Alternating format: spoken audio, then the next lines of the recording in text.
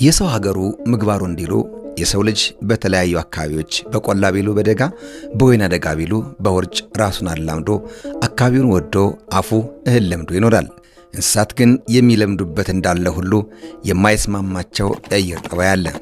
ፈረስ ደጋ ደጋውን የአየር ሁኔታ ተንተርሶ ብርዱን በአፍንጫው እየሳበ ሲያናፋና ሲያሽካካ ይኖራል። ደብረታቦርና አካባቢዋ ደግሞ በጉና ተራራ በረዷማ ስፍራ የተንተራሰ በመሆኑ ለፈረስና ለደገኛው የአካባቢ ማህበረሰብ ለመኖር ምቹ ነው። ፈረስ ለደብረታቦር የመጓጓዣ መሳሪያው ብቻ ሳይሆን ታሪኩ፣ ባህሉና የጀግንነቱ መገለጫ ሀብት ነው።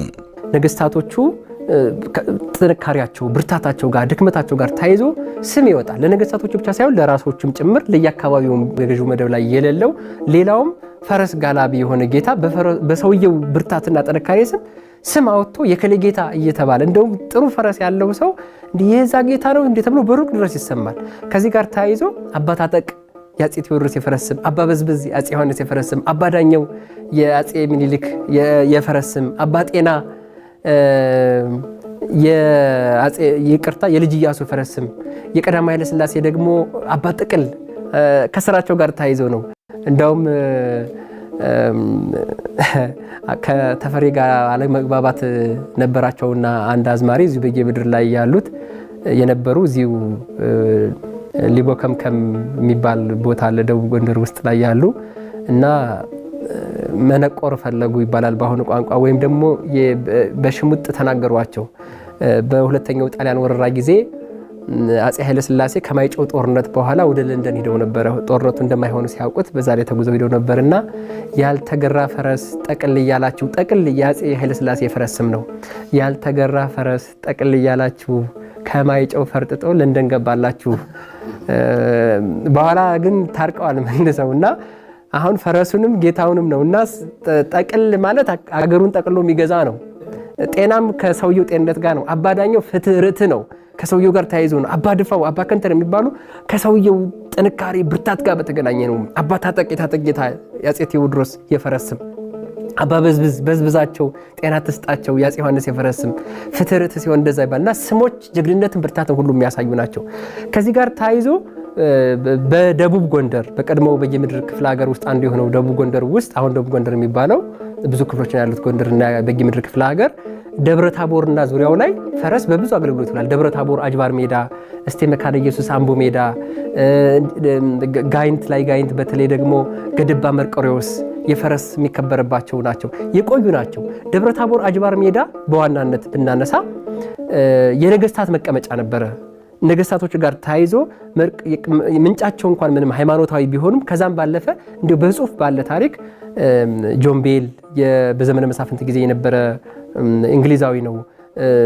ሊቀ መኳስ ዮሐንስ የሚል አፄ ቴዎድሮስ ስም ሰጥተውት የነበረ ሊቀ መኳስ ዮሐንስ ማለት ጆን ቤል፣ እንዲሁም ደግሞ ፕላውደን የሚባል የእንግሊዝ መልእክተኛ የነበረ እነሱ በእንግሊዘኛ ከዘገቡት አጅባር ሜዳ ላይ ራስ አሊ ራሳቸው ፈረስ ጉግ ሲጫወቱ እንደነበረ 600 በላይ ፈረሰኛ እንደነበረ በኢትዮጵያ ከፍተኛ ተራሮች ላይ በሚል ገነት አየለ የተረጎመችው በዘመነ መሳፍንት ጊዜ እዚሁ ደብረታቦር ላይ መጥቶ የነበረው ዳባዲ ብራዘርስ አንቶኒ ዳባዲ የሚባለው በኢትዮጵያ ከፍተኛ ተራሮች ቆይተኛ ብላ ገነት አየለ በተረጎመችው መጽሐፍ ላይ እዛ ላይ ምን ተብሎ ተቀምጧል? በፈረሰኛ ነው የተጀመረው። ደብረታቦርን በተመለከተ አጅባር ሜዳ ላይ ከገና ቀጥሎ ከገና በኋላ እስከ ጥምቀት ድረስ ከፍተኛ የሆነ የፈረስ ጉግስ ትርኢት ይከናወነበር፣ ልምምድ ይከናወነበር ለጦርነት ማለት ነው። እዚሁ አጅባር ሜዳ ላይ ሃይማኖታዊ ስነ ስርዓቱ እንዳለ ብሎ ምንጩ ሃይማኖታዊ እንኳን ቢሆን ሰማዕታቱ በፈረስ አይደለም ውጊያ ያከናወኑ የነበሩት። ያ እንዳለ ሆኖ ምን ይላል እሱ 600 በላይ ፈረሰኞች ነበሩ አጅባር ሜዳ ላይ ይላል። ጆን ቤል እንደ ማስታወሻም ባስቀመጠው ምን ብሎ አስቀምጦታል? የጥንት መሆኑን ነው የምታዩት፣ አሁን ላይ የቅርብ አይደለም። በራስ አሊ በ1840 አካባቢ ላይ ደብረታቦር ላይ አጅባር ሜዳ ላይ 600 በላይ ፈረሰኛ ነበረ እና ምን ይላል ራሳቸው ራስ አሊ ጎበዝ ጋላቢ ናቸው ፈረስ መጋለብ እና ስለ ኢትዮጵያና ስለ እንግሊዝ ግንኙነት እየጠየኳቸው እያለ አፄ ቴዎድሮስና ራሳሊን እያወዳደረ ነው። ሁለቱም በዘመነ መሳፍንት ላይ ስለነበሩ በኋላ አፄ ቴዎድሮስ ደብረታቦር ላይ መቀመጫቸው ስለነበር እየጠየቅኳቸው እያለ እንዲሁ ይሄን የመሰለ የፈረስ ጉግስ ብታይ ይሻልምን? አሁን ይሄ የንግድ ስምምነት ምናምን የምትለው በእኔና በአንተ ዘመን ይደርሳል ብለው ራሳሊን ነው እንደዛ እያለ የሚያወራቸው። ያ ማለት የሚያሳየው ምንድነው? በራሳሊ ዘመን የፈረስ ጉግስ ነበረ እና ለሚያሸንፈው አባሮ በዘንግ መልክ ጦርና ጋሻ አይደለ? ፈረስ ነው፣ ጦር አለ፣ ጋሻ አለ። የደብረታቦር ሽምጥ መጋለብ አይደለም፣ ክብ ነው። የጦር ልምምድ ነው የሚከናወነው። ሁለት ግሩፕ አለ፣ ጠላትና አጥቂና ተጠቂ ሆኖ ነው እንትን የሚያደርጉት። አንዱ እያባረረ ይመታል፣ በጋሻው ይመክታል፣ በጦሩ ደግሞ አባሮ ይመታል። በዛ ምስለ ጦር በሆነው የጦር ምስል በሆነው ዱላ ወይም ቀለል ያሉ እንትኖች ይሄ የተዘጋጁ ዱላዎች ነገር ተዘጋጅተው ወይም ለበቆች በነዛ ዘንጎች እየወረወረ እንደ ጦር ሲመታው በጋሻው መመከት አለበት ማለት ነው። በጋሻው የጦር ልምምድ ነው። ጦር አለ፣ ጋሻ አለ። ሽምጥ መጋለብ ሳይሆን አባሮ ይመታል። ያኔ በለው ሲል የፈረሱ ድምድምታ ዙሪያውን የሚያጨበጭበው አንዱ ደግሞ ለማምለጥ እንደገና መልሶ ከመታው በኋላ ደግሞ ደርሶ መልሶ ጥቃት የጦር ልምምድ ይከናወንባቸው ነበር። ለምን? ራሳሊ እዚህ ስለነበሩ፣ አፄ ቴዎድሮስ ንጉሶ እዚህ ስለነበሩ የጦር ልምምድ የሚከናወናቸውና ፈረስና በጌምድር ብዙ ታሪክ ቢኖረውም ደብረታቦር ላይ ደግሞ በዋናነት በተመዘገበ በሰነዶች እንኳን በነ ራሳሊ ዘመን በአፄ ቴዎድሮስ ዘመን ፈረስ አገልግሎት ይውል ነበር። ደብረታቦር አጅባር ሜዳም ጃን ሜዳም ደብረታቦር ጃን ሜዳ የሚባል ቤት አለ። ከሰመርናሃ ወይም ወደ ሰመርናሃ ወደ አፄ ዮሐንስ ቤተ መንግስት ስንሄድ ወይም ደግሞ ወደ ጋፋት ኢንዱስትሪ መንደር ስንሄድ ሰፊ ሜዳ አለ፣ ጃን ሜዳ የሚባል። ሁለቱም ላይ ፈረስ አገልግሎት ይውል ነበርና በጌምድር ላይ ፈረስ አገልግሎቱ ሰፊ ነው። ደብረታቦር ከተማ በ14ኛው መቶ ክፍለ ዘመን በአፄ ሰይፋረድ አማካኝነት የተመሰረተች በኋላም ዘመነ መሳፍንትን አስወግዶ አንዲት ኢትዮጵያ ብሎ ርዕይ ሰንቆ የተነሳው የአፄ ቴዎድሮስ ዋና መቀመጫ እቴጌ ጣይቱ ብጡል የተወለደችበት የአብነት ትምህርቷንም ሀግዕዝ ብላ የወጠነችበት የነገስታት መናገሻ ከተማ ናት። አፄ ዮሐንስ አራተኛም ሰመርናሃ ወይም ወደድናት ሲል ቤተ መንግሥት የገነባባት ከፍተኛ የውጭ ቆንስላ ጽሕፈት ቤት የተከፈተባት የስልጣኔ መቀመሪያ የወታደር ማሰልጠኛ መልክዓ ምድር ያላት በዙሪያዋ አያሌ የማስመስከሪያ መካነ አእምሮ ያለባት ማኅደረ ጥበብ ወቅርስ ናት ደብረታቦር። የተለያየ ከተማ አመሰራረቶች አሉ። አንዳንዶቹ የንግድ መስመርን ምክንያት አድርገው የሚመሰረቱ ከተሞች አሉ። አንዳንዶቹ ወታደር የሚሊታሪ ሰፈር ወይም ካምፕ የወታደር ሰፈራን ምክንያት አድርገው፣ አንዳንዶቹ የገበያን ማዕከል አድርገው የሚመሰረቱ አሉ። የባቡር ሀዲድን ምክንያት አድርገው አሁን ድሬዳዋ፣ ሐረር እንደምንለው የባቡር ሀዲድን ምክንያት አድርገው የሚመሰረቱ ከተሞች አሉ። የሆነ ስራ ዟቸው የሚመጣ ማለት ነው። ወንዞችን፣ የወንዝ ዳርቻዎችን ለእርሻ ልማት ለምናምን ተብሎ የሚመሰረቱ ከተሞች አሉ። የደብረታቦር ከተማ አመሰራረቷ ከሌሎቹም በተለየ ሃይማኖታዊ ጋር የተገናኘ ነው። ደብረታቦር ኢየሱስ በ14ኛ ክፍለ ዘመን በአፄ ሰይፋርድ ዘመን ነው የተመሰረተው። ከተማ ወደ 700 ዓመት ሊጠጋት ነው አሁን እድሜዋ። በአፄ ሰይፋርድ ዘመን በ14ኛ ክፍለ ዘመን ነው የተመሰረተችው። የደብረታቦር ኢየሱስ ቤተክርስቲያን ታቦር የሚል ስያሜ ነው ያለው። በኢየሩሳሌም የሚገኘው ታቦር ተራራን ይመስላል ብለው ነው አፄ ሰይፋርድ ያንን ይመስላል ብለው ኢየሩሳሌምን ካዩ በኋላ ነው ይህስ ታቦርን ኢየሩሳሌም ያለውን ታቦርን ይመስላል በሚል ታቦር ብለው የሰየሙት እሳቸው ናቸው ይባላል። በታሪክ መረጃ እንዳገኘ ነው እኛ እንደጠየቅ ነው ማለት ነው። እናም ከሃይማኖታዊ ጋር ነው አመሰራረቱ። ከዛ በደብሩ ዙሪያ ሰው እየሰፋ ሄዶ ከተማው ተመሰረተ። ይህ አይነት አመሰራረት ሂደት ቢኖራትም ደብረታቦር የፖለቲካ ማዕከል የሆነችው አጠቃላይ ደቡብ ጎንደር በጌምድርን ስናወራ በኢትዮጵያ ታሪክ 3 ክፍል ነው ያለው። በፔሪዳይዜሽን በዘመን ሲታይ የጥንት ዘመን ታሪክ፣ የመካከለኛ ዘመን ታሪክ፣ እንደገና የዘመናዊ ዘመን ታሪክ፣ አንዳንዴም የአሁን ኮንቴምፖራሪ ተብሎ የሚጠራ አሁን ዘመን ታሪክ ተብሎ ታሪክ ይከፈላል። የሶስቱም ዘመናት ይሄ በጌምድር የሚባለው የሀገራችን ክፍል ደብረታቦርን ጨምሮ በሶስቱም ዘመናት የተለያዩ ትሩፋቶች አሉት። በታሪክ ውስጥ ታሪክ ተብሎ የሚጠቀሰው ታሪካዊ ጉዳይ የምንለው አይነት ማለት ነው። ጠና ገዳማት የተወሰኑት ክፍል የጠና ገዳማት እዚሁ በጌምድር ክፍል የሚገናኙ ናቸው። እግረ መንገዱን ላይ የምናየው በኦሪት ዘመን ላይ አዲስ ዘመን ስንሄድ ዋሻ እንድርያስን ብናይ ወደዛ ሳብ ብናደርገው የብሉይ መስዋዕት መሰዊያ የነበሩበት ነው። ደብረታቦር ወደ መካከለኛው ዘመን ብናመጣው እንኳን አፄ ሲሲኒዮስ እዚሁ ደብረታቦር አሪንጎ የሚባል ቦታ አለ። ከደብረታቦር 15 ኪሎ ሜትር የሚርቅ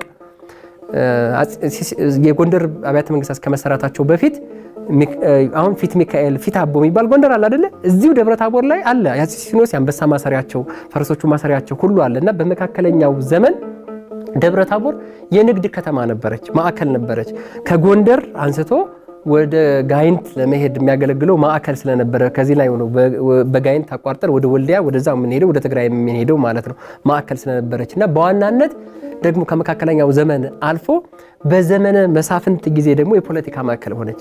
በዘመነ መሳፍንት ከነበሩ ታላላቅ ራሶች ከሚባሉት ውስጥ እነ ራስ አሊ የሚጠቀሱት ናቸው። 4 አሉ በዘመነ መሳፍንት ኃያል ራሶች ከሚባሉ ራስ አሊ አንዱ ነው። ደጃዝማች ውቤ ኦፍ ሰሜን ተብሎ የሚጠራው ደጃዝማች ውቤ ነበረ። ካሳ የቋራው ካሳ በኋላ አጼ ቴዎድሮስ የተባሉትና የጎጃሙ ደግሞ ደጃዝማች ጎሹ የሚባሉ በጣም ጠንካራ የሚባሉ ራሶች ነበሩ በዘመነ መሳፍንት ጊዜ ማለት ነው። እነሱን አሸንፈው ነው አጼ ቴዎድሮስ ወደ ድል መጥተው ደብረታቦርን እንደ ዋና ከተማ አድርገው ይጠቀሙባት የነበረ ምንም እንኳን አጼ ቴዎድሮስ ተንቀሳቃሽ ቢሆኑም በዛ ዘመን ላይ ማለት ነው ቢሆኑም እና ደብረታቦር በዘመነ መሳፍንት ጊዜ ኃያል የነበሩ ራሶች ነበሩበት። በራስ ውቤና በራስ አሊ መካከል ትሪኪ የሆነ ወይም አስቂኝ የሆነ የጦር ሜዳ ዘ ባትል ኦፍ ደብረታቦር ተብሎ የሚጠራ እንደ አውሮፓውያን አቆጣጠር 1943 ዓ.ም ላይ ደብረታቦር አጅባር ሜዳ ላይ ተከናውኗል። በራስ አሊና በራስ ውቤ መካከል ትሪኪ የሚያሰኘው ወይም አስቂኝ የሚያሰኘው ራስ አሊ ተሸነፍኩ ብለው ሸሽተው ወጡ። በፈረስ ለነበረው ውጊያው መሀል ላይ ማን እንዳሸነፈ አላዩትም። የኔ ጦር ተሸነፈ ብለው ራስ አሊ ሸሹ። ደጃዝማች ውቤ ደግሞ ሸሹ። ሁለታቸውም ድሉ ባለቤት መሆኑን አላወቁም። በኋላ ነው ተጠርተው መጥተው እና ሁለቱም ማን እንዳሸነፈ ሳያውቁት ነው። እናም ማን አሸነፈ የዛሬውን ጦርነት ሲባል እንዲህ ያኛውም ሸሽቷል ይሄኛውም ሸሽቷል እኔ ምን አደርቃለሁ ድብልቅልቅ ያደረጉትን ሁለታቸውን እኔ ምን አውቃለሁ። ያ አይነት ትሪኪ ባትል የጦር ሜዳ ነው የተከናወነው። በኋላ የዘመናዊት ኢትዮጵያ የታሪክ አባት ዘመናዊ ኢትዮጵያን የመሰረቷት ኢትዮጵያ መስራች አይደሉም። ኢትዮጵያ እዛ በፊት ምን ነበረች? ሪዩኒፊኬሽን ነው ያካሄዱት። ኢትዮጵያ መልሶ ማዋሃድ ነው። አጼ ቴዎድሮስ ኢትዮጵያን መልሶ የማዋሃድ ስራ በዘመነ መሳፍንት የተበታተነችውን ኢትዮጵያን መልሰው ያዋሃዷት አጼ ቴዎድሮስ ናቸው። እዛ በፊት ኢትዮጵያ ነበረች፣ ግን ዘመነ መሳፍንት ላይ ሴንትራል መንግስት ማዕከላዊ መንግስት ስለጠፋ እሱን መልሰው ያዋሃዱት ዳግማዊ አጼ ቴዎድሮስ ናቸው። እሳቸው ከጎንደር ወደ ደብረታቦር መጡ እና ወደ ደብረታቦር ሲመጡ በተለይ በፈረንሳይኛ ቋንቋ የተጻፉት እንግሊዝኛ የተጻፉ ጸሐፍት ለምንድን ነው ደብረታቦርን የመረጧት ከጎንደር ይልቅ ለምን እዛው አልሆኑም? ደብረታቦር አየሯ ለጤና ምቹ ነው፣ ሞቃት አይደለም፣ ደጋማ ነው፣ የሚመች ነው፣ ለጤና አየሯ ምቹ ነው፣ ለሚሊታሪ ስትራቴጂ ነው። አሁን ዙሪያውን በተራራ የተከበበ ነው። ጉና ከፍተኛ ተራራ ከሚባሉት ኢትዮጵያ ውስጥ በሶስተኛ ደረጃ ከሚጠቀሱት ውስጥ ጉና አንዱ ነው ያለው። ደብረታቦርና ዙሪያው ደግሞ ወታደር አንዱ ከሚያስፈልገው ሚሊታሪ ስትራቴጂ እንዳለው ነው ውሃ ነው የሚያስፈልገው። ደብረታቦር በዛን ጊዜ ላይ ብዙ አፍላጋት ምንጮች ወይም ውሃ ነበሩት። አሁን ድረስ በጋው 9 ወር በጋውሉ የሚመነጭ ዙፊል የሚባል ውሃ አለ እና ውሃው ምቹ ነው፣ አየሩ ምቹ ነው፣ ለጦር ስትራቴጂ ነው፣ ማዕከላዊ ቦታ ነው። ወደ ትግራይም ወደ ወሎም ለመያዝ ወደ ጎንደርም ወደዛም ወደ ጎጃም ለሄድ ማዕከላዊ ቦታ ስለሆነ ብዙ እንደገና ደጋማ ስለሆነ በሽታ በቀላሉ የለም። የደጋ በሽታ በረሃ ላይ ነው አይደለ በሽታ የሚያጠቃው እና የሁሉ ምችነት ስላለው ወደዚህ መጡ። እንደገና ለወታደሮቻቸው ግባት የሚሆን የጦር መሳሪያ ዘመናዊ የጦር መሳሪያ የሚያመርቱበት የብረት አቅርቦትም አካባቢው ላይ ስላለ እዚያውን ደብረታቦር ላይ ፋርጣ ዙሪያ ላይ የሚገኙ ቆላይ ደረሄና የሚባሉ የብረት አቅርቦት ያለባቸው ቦታዎች ናቸው። ያም አቅርቦት ስላለው ደብረታቦርን መረጡት። እንደውም በዛን ጊዜ ፈረንጆቹ ምን ብለዋት ነበር? ኒው ጎንደር፣ አዲሲቷ ጎንደር። ለምን? ከዘመነ መሳፍንት በኋላ ነውና ከጎንደር ማዕከልነት ወደዚህ ሽፍት ያደረጓት እና ደብረታቦር በኢትዮጵያ ታሪክ ውስጥ ዘርፈ ብዙ አገልግሎት ነው ያላት። ቅድም እንደ አጼ ቴዎድሮስ በኢትዮጵያ መጀመሪያ የሆነውን የሚሊተሪ ኢንዱስትሪ አሁን ደብረ ዘይት ላይ ጋፋት የሚባል አለ። በወታደራዊ ውስጥ ጋፋት እዚህ ነው ስሙን የወሰደው። ጋፋት ኢንዱስትሪ መንደር አጼ ቴዎድሮስ ራያቸውን አንዱ የነበራቸው ራእይ በሀገር ውስጥ የጦር መሳሪያ ማምረት ነው በራሳችን። የአጼ ቴዎድሮስ የራእይ እውን መሆን ቦታ ጋፋት ደብረታቦር ላይ 33 በላይ መድፎች አምርተዋል አጼ ቴዎድሮስ። ትልቁ ሰበስቶፕ አለው። መድፎች ያመረቱት አንዱ እዚሁ ደብረታቦር ላይ ነው። ለኢትዮጵያ ውስጥ ራስን የመቻል ማለት የውጮቹ ውጭ ላይ ያሉት ለእንግሊዝ ተደጋጋሚ ደብዳቤ ጽፈው ነበር። አልሆነ ባለሙያ ላኩልን ብለው ባለሙያ ነው እንደውም ሲልኩ አጼ ቴዎድሮስ በጣም ያላጠናናቸው ሰው ናቸው። አጼ ቴዎድሮስን ደብዳቤዎቹ በጣም ግርም የሚለኝ እስካሁን ያላየ ነው። ህዝቤ እውር አህያ ነው፣ እንደ እውር አህያ ሆኗል ህዝቤ እና ጥበብ የሚያበሩ ጥበበኞችን ላክልኝ ይል ነበር ለንግስት ቪክቶሪያ ሲልክ ማለት ነው። በኋላም በእርግጥ ለጀነራል ናፒር የመጨረሻ የተጻፈው ደብዳቤ ዩኔስኮ ሬጂስተርድ የሆነ ደብዳቤ ነው። ይሄ የአጼ ቴዎድሮስ ደብዳቤ ኢትዮጵያ ካስመዘገባቸው ደብዳቤዎች አንዱ የአጼ ቴዎድሮስ ደብዳቤ ነው። ስርዓት ህዝቡ አጥቶበት ስለነበረው አንተ እኮ ያሸነፍከኝ ጀነራል ናፒርን እኮ ነው እንደዛ የሚለው ማለት ነው። ደብዳቤ ጽፎለታል። አንተ እኮ ያሸነፍከኝ በውትድርና አቅም በምናምን አይደለም፣ በስርዓት ያለው ወታደር ስላለ ነው። ህዝቤ ስርዓት ግባ ብለው እምቢ አለኝ ነው ያለው። መጨረሻ አጼ ቴዎድሮስ በጣም የሚያሳዝን ስርዓት ምን ያክል አስፈላጊ እንደሆነም ነው የምናይበት እና ያ ደብረታቦር ጋር የተገናኘ ነው የነበረው እና የደብረታቦር የሃይማኖት ጉባኤያት የሚከናወኑበት ከተማ ነበረ። ለምሳሌ በጎንደር ዘመነ መንግስት ጊዜ ካቶሊኮች ወደ ኢትዮጵያ ቀድሞ በግራኝ አህመድና በአፄ ልብነ ድንግል መካከል በነበረው ጦርነት ጊዜ የፖርቹጊዝ ካቶሊክ ወታደሮች መጥተው ነበር፣ የፖርቹጋል ወታደሮች መጥተው ነበር። እነሱ ሃይማኖት ለማስፋፋት ፈልገው ነበር ኢትዮጵያ ውስጥ ላይና ኢትዮጵያ ወደ ካቶሊክ እምነት እንድትቀየር ከኦርቶዶክስ እምነት ወደ ካቶሊክ የኢትዮጵያ ሕዝብ እንዲቀየር አድርገው ነበር፣ ጥያቄ አቅርበው ነበር። በተለይ በአፄ ሲሲኒዮስ መንግስት ጊዜ የተለያዩ መከፋፈሎች ተፈጥረው ነበር። ቅባት፣ ጸጋ የሚባሉ ከኦርቶዶክሱ በተቃራኒ ሆነው ህዝቡን በዛ እየተከፋፈለ ራሶቹን በዛ እየተከፋፈሉ ከፍተኛ የሆነ አለመግባባት ተፈጥሮ ነበር። አፄ ቴዎድሮስ በሳቸው ዘመን ደብረ ታቦር አጅባር ሜዳ ላይ ሊቃውንቱን ሰበሰቡና እኔ አንዴ ቅባት አንዴ ጸጋ አንዴ ኦርቶዶክስ እያላቸው እናንተ ጋር ስነታረክ አልውልም፣ በዘመነ መሳፍንት እኮ ነው። ስለዚህ ተስማሙና በአንድ ልንቀጥልበት የምንችለውን ሃይማኖት ተነጋግራችሁ ወስናችሁ ሄዱና እዚህ ሊያከራክር እንደዚህ ስለ ጊዜ አልውልም አሉና ድንጋይ ይዘው ነበር፣ ድንጋይ ያስዘው ነበር የገቡት አሉና ድንጋይ ራሳቸው አጅባር ሜዳ ላይ ማለት ነው። በኋላ እንትና ይቅርታ ቦሮ ሜዳ ላይ አፄ ዮሐንስ ያካሄዱት ጉባኤ ላይ ደብረ ታቦር የሃይማኖት ጉባኤ የተከናወነበት ቦታ ነው። እግረ መንገዱ ላነሳላችሁ ነው።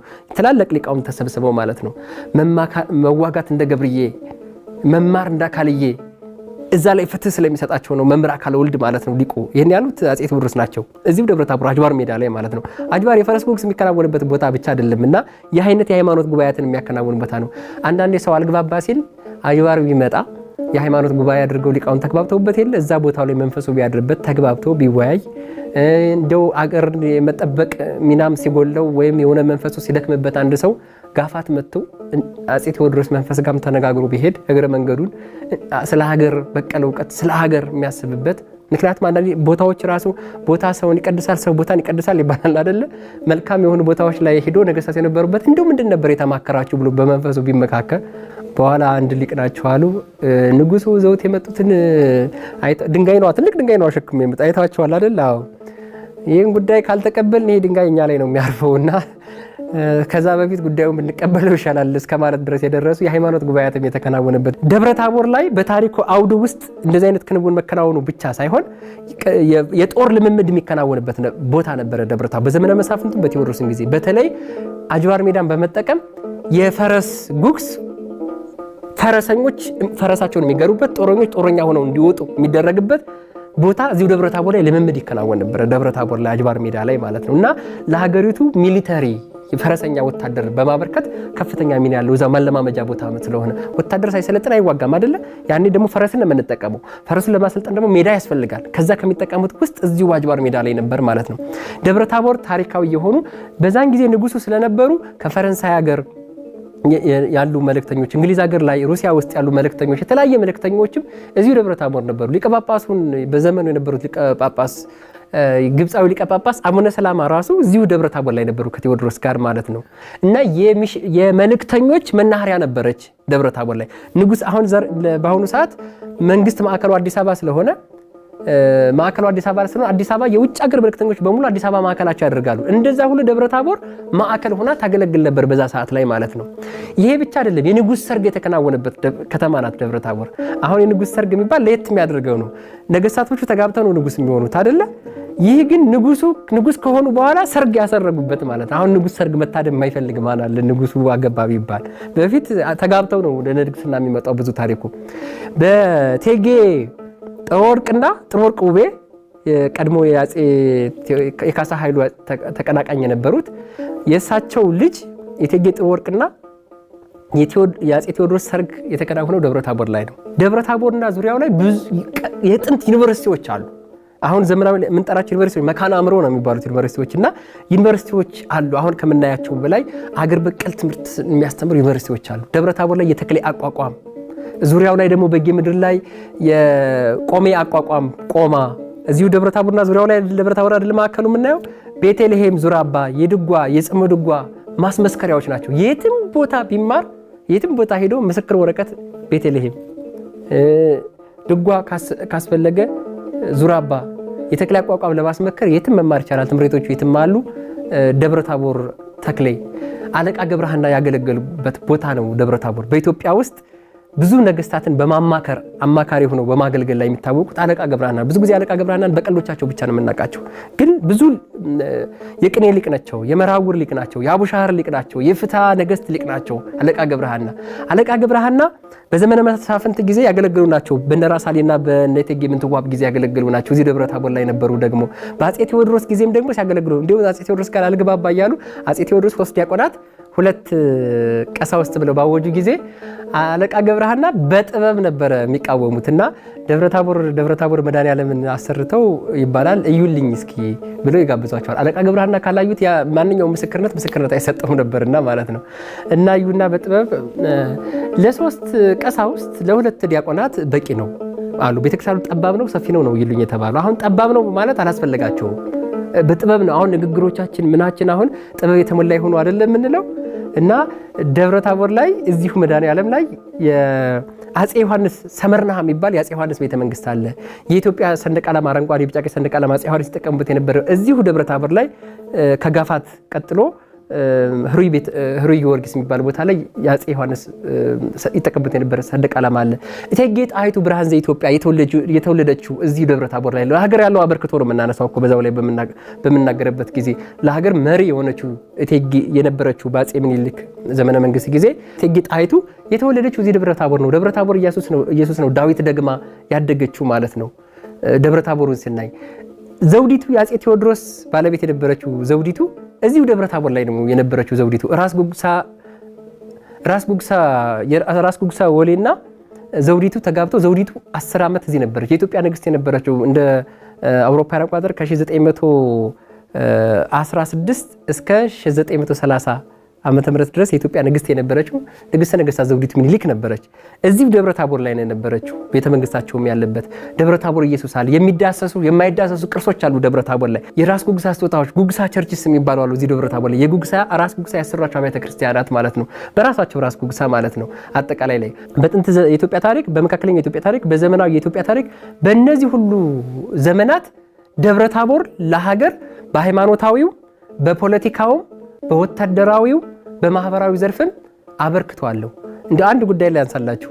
በዘመነ የዛጉዌ ዘመነ መንግስትና የሶሎሞናይክ ዘመነ መንግስት አጼ ይኩኖ አምላክ ሲመለስ ሪስቶሬሽን ኦፍ ሶሎሞናይክ ዳይናስቲ ተብሎ የሚጠራው ማለት ነው። የዛጉዌ ስርወ መንግስት የመጨረሻው መሪ ይትባረክ እና የአጼ ይኩኖ አምላክ ውጊያ የተዋጉበት ቦታ ዘ ባትል ኦፍ ጋይንት ነው ተብሎ የሚጠቀሰው በመጽሐፍ። ጋይንት ግን የት ነው? የይትባረክ ቀብር አለ እዚሁ ደቡብ ጎንደር ላይ። ታች ጋይንት ዳቃ ቂርቆስ የሚባል አለ። ደቃ ወጋው ማለት ነው። ንጉስን ወጋው፣ ደቃ አረገው፣ መታው ማለት ደቃ አረገው፣ ወጋ አይደለ መታ አይደለ። በዛን ጊዜ የነበረው ሊቀ ጳጳሱ ክርስቶዶል ይባላሉ። ቀብራቸው አለ እዛው ላይ። የይትባረክ ቀብር አለ ታች ጋይንት ማለት ነው። ብዙ የሚዳሰሱ የማይዳሰሱ ቅርሶችን ሀብቶችን የያዘ ነው ደብረ ታቦርና አካባቢው ማለት ነው። ለነገስታት መንገስ፣ ለጥበብ መራቀቂያ፣ ለሊቃውንት መፍለቂያ መዲና ሆና የቆየችው ደብረ ታቦር በመሰረታዊ የመንገድ መሰረተ ልማት በተሰነዱ የታሪክ መዘከርና ከእርጅናዋ ለመነሳት አቅቷት ያ የቀደመ የብርድ ቆፈን አሁንም አለቀቃትም። ታሪኬን አጥኑ ብራናዬን አስሱ ትላለች አረጋዊቷ ደብረ ታቦር። ከተማዋ ከጎንደር ትቀድማለች፣ ከአዲስ አበባ ትቀድማለች በታሪክ፣ ከባህር ዳር ትቀድማለች በታሪክ በእድሜ። ምክንያቱም 700 ዓመት እየሞላት ያለች ከተማ በአፄ ሴባር ዘመን የተመሰረተች ከተማ ናት። ዙሪያው ላይ ደግሞ ሃይማኖታዊ የሚዳሰሱ የማይዳሰሱ ቅርሶች ያሉባት ከተማ ናት። እንደ ድሮ ሁና የተቀመጠች ከተማ ናት። ምናለ ፎቆቹን ከምናያቸው በተፈለገ ለተማሪ እንኳን ደብረታቦር ዩኒቨርሲቲ የሚመጣ ተማሪ በተለይ ታሪክን የሚማር ቅርስን የሚማር ተማሪ በቲዮሪ ብቻ አይደለም የሚማረው። ስለ አፄ ቴዎድሮስ ሲማር እዚሁ፣ ስለ ዘመነ መሳፍንት ሲባል ምስክሮቹን እዚህ እያየ ተማሪ እንኳን ደብረታቦር ዩኒቨርሲቲ እንኳን ልምጣ ቢል ማለት ነው። በዘመነ መሳፍንት ስለነበሩ በጥንት ዘመን ቢሆኑ ጣና ቂርቆስን እያየ የአብያተ መንግስታቶችን እያየ በተግባር የሚማሩበት ናት። በተለይ የቅርስ የታሪክ ተማሪ ቱሪዝም ተማሪ የሆኑ በተግባር እየነኩ እየዳሰሱ የሚማሩባት ከተማ ናትና ማስተዋወቅ አለብን። እንደ ሚዲያ በሚዲያው ማስተዋወቅ መቻል አለብን። የታሪክ ባለሙያዎቹ ደግሞ ጥናቱን ማጥናት አለብን። ያጠናነውን ደግሞ ለሌላው ዓለም እንዲታወቅ ማድረግ አለብን። መንግስት ደግሞ ለታሪኳ የሚመጥን መሰረተ ልማት ሊያሟላላት ይገባል። ከዛ ውስጥ ከሚያስፈልገው አንዱ እኔ ላነሳው የሚፈልገው የአውሮፕላን ማረፊያ ድሮ ነበራት ደብረ ታቦር። አንዱ ከተማን ከሚያሳድገው አንዱ ትራንስፖርት ነው። መንገድ ይመልሳል፣ መንገድ ይወስዳል ነው አይደለ? መንገድ የሚወስደው የሚመልሰው ይዘጋል፣ ከሌለ ይመለሳል፣ ካለ መንገድ ያመጣል ነው አይደል? ይወስዳል ይመለሳል የሚባለው ለዛ ነው። ስለዚህ ከመንገድ አውሮፕላን የአየር መንገድ ያስፈልጋታል ደብረ ታቦር ማለት ነው። እና የአውሮፕላን ያስፈልጋታል ከተማ በሚፈልገው ልክ ትልማ ከተባለ ቱሪስቶች በቀላሉ እንዲመጡ የተለያየ ጉዳይ መጥቶ እዚህ ስራ መስራት የሚቻለው አውሮፕላን ያስፈልጋታል። ደብረ ታቦር በሚፈልገው ልክ የለማች አይደለች እና መንግስት ድርሻውን የአካባቢው ተወላጅ ደብረ ታቦር ዩኒቨርሲቲ እንደ ዩኒቨርሲቲ ሁሉም በዛ ልክ የድርሻው ከተማዋ በድርሻዋ ልክ እንድትታወቅ በድርሻዋ ልክ እንድትለማ የሁላችንም ትብብር ያስፈልጋል። እስካናሁ በእና ዘነበርክሙ ምስሌና ጥቀንስ ይባክሙ። አሁን ደግሞ ወደ